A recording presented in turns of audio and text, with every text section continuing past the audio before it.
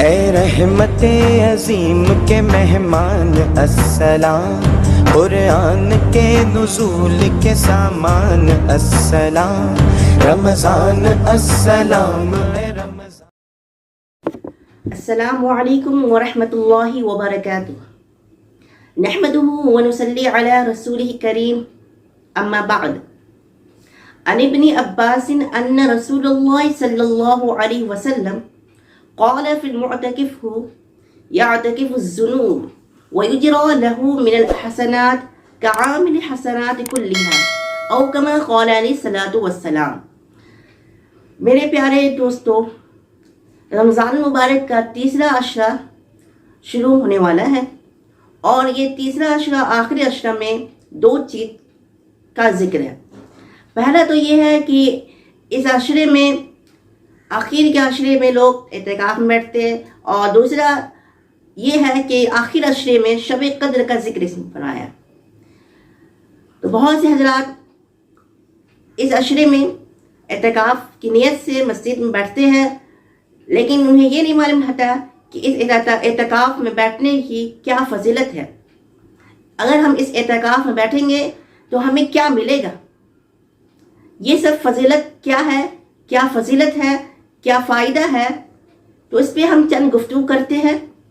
تو نبی کریم صلی اللہ علیہ وسلم کا ارشاد ہے کہ جب معتکف اعتکاف کی نیت سے مسجد بیٹھے، اب اس میں الفاظ آئے معتکف، تو حدیث میں اس کا الفاظ معتکف ہے، تو یہ معتکف ہے کیا، کس کا یہ جمع ہے؟ تو یہ معتکف کہتے ہیں جو اعتکاف میں جو افراد بیٹھتے ہیں تو ان کی جمع کو معتکف کہتے ہیں۔ پہلی بات تو یہ۔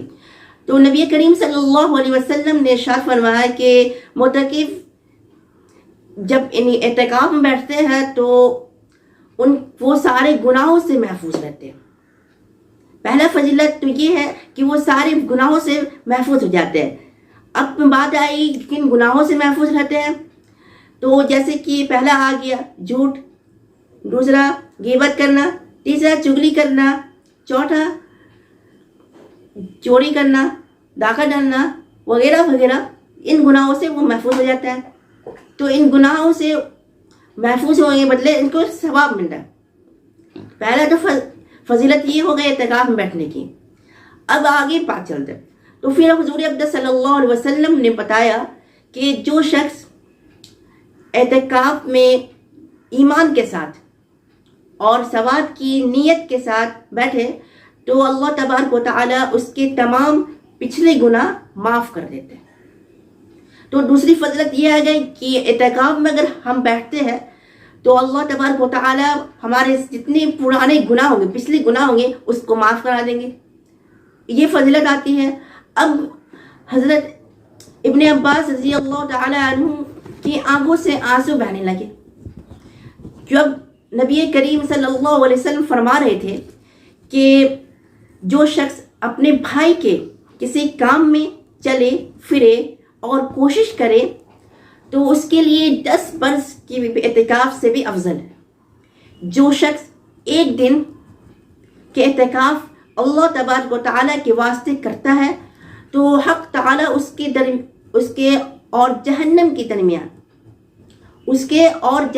درمیان 3 خندقیں آر کر دیتے، جس کی مسافت اتنی ہے کہ زمین اور آسمان کی درمیانی مسافت سے بھی زیادہ چوڑی ہے۔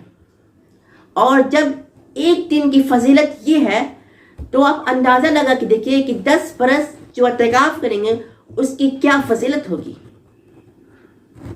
اسی بات پہ میں اپنی بات مکمل کرتا ہوں۔ اللہ تبارک و تعالی ہم سب کو اس پہ کہنے کی اور اس پہ سننے کی توفیق عطا فرمائے۔ وما علینا الا البلاغ۔